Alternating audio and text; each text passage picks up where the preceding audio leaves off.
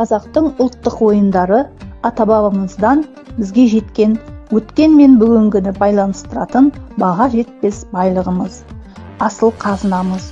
Сондықтан оны үйретудің күнделікті тұрмысқа пайдалануының маңызы зор. Хан талапай қазақтың ұлттық ойындарының бірі.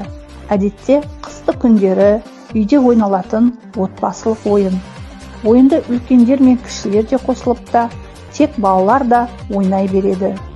Ал балалар жиналып қаппыз. Қандай ойын ойнаймыз? Хан талапай ойнаймыз ата. Ал балалар, мынау хан аты, ерекше аты, қызыл аты. Бұны таныстырып өтейін. Бұда 4 түр болады.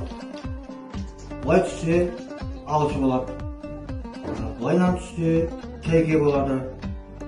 Былай түссе бүк болады. Ойығы бар жағы ішік болады. Ал балалар, ойынды бастау үшін қолымызда ашты ири, кімдікі алшы түседі, сол қасына қатарына қоя береді. Кімдікі бірінші деп, сол ойынды бастайды.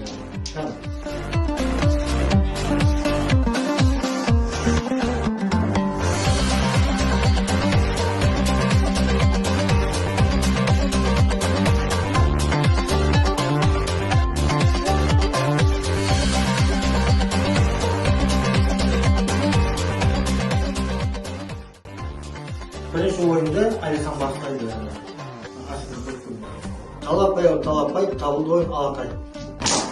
Талапай, хан талапай. Ал. Яғни, кімдікі санай асты алғаны қойды. Сенекі бесеу, үшеу, сенде егеу. Апай менде қыз бар. Хан талапай жарайды. Балалар сендегі ойын ұнады ма? Я! Жарайсыңдар.